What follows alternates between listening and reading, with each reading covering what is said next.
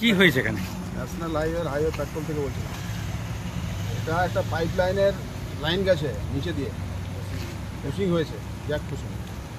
তো ওইটারই গেছে, মাটিটা আলগা হয়ে গেছে, ওটার জন্যই ধসে গেছে। যখনই আমরা খবর পাই সঙ্গে সঙ্গে আমরা এখানে আসি, আমরা সেফটি দিয়ে দিই, আমাদের ঊর্ধ্বতন কর্তৃপক্ষকে জানিয়েছি, সবাই আসছে, এখনই ব্যবস্থা নেওয়া হচ্ছে, তাড়াতাড়ির মধ্যে এটা রিপেয়ার করা হবে। কখন হয়েছে এটা? এটা হয়েছে ওই মোটামুটি 4:30-5টা। তো বারবার এরকম জাতীয় সড়কে ঘটনা ঘটছে, এটা তো কি পাইপ বিষয়? লাইনের একটা পুশিংয়ের কাজ হয়েছে, নিচে দিয়ে পাইপ লাইনটা গেছে, জ্যাক পুশিং হয়েছে, যার জন্য এটা হয়েছে। পাইপের লোককেও ডাকা হয়েছে, ওনারাও আসছে, আর আমরা তো এসছি, আমাদের ঊর্ধ্বতন কর্তৃপক্ষ ওরাও আসছে, খুব তাড়াতাড়ির মধ্যে এটা রিপেয়ার করে দেওয়া। এটা কোন সড়ক এটা? এটা আমাদের জাতীয় এথোড়া যাচ্ছে, এটা এথোড়া গ্রাম যাচ্ছে, এটা আমাদের service road, underpass, national highway service road.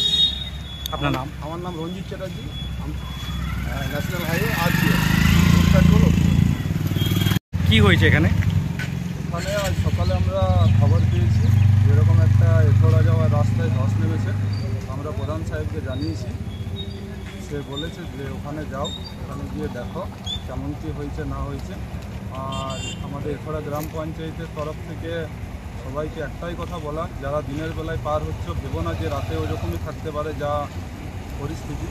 তার জন্য সবাইকে বলবো যে রাতে যখন পার হবে একটু দেখে শুনে পার হবে, কোথায় কী হচ্ছে বোঝা যাচ্ছে না। কেন জাতীয় সড়কে এরকম বারবার ঘটনা ঘটছে, সেই নিয়ে তো কতটা আতঙ্কিত? বারবার ঘটনা ঘটছে বলতে, এক তো প্রচণ্ড বৃষ্টি হচ্ছে, এটা তো একটা কারণ যে প্রচণ্ড পরিমাণে বৃষ্টি হচ্ছে, তারপরে এবারে মাটির তলায় কী হয়ে আছে, কখন পুরনো কী কাজ হয়েছে এটা কেউ জানে না।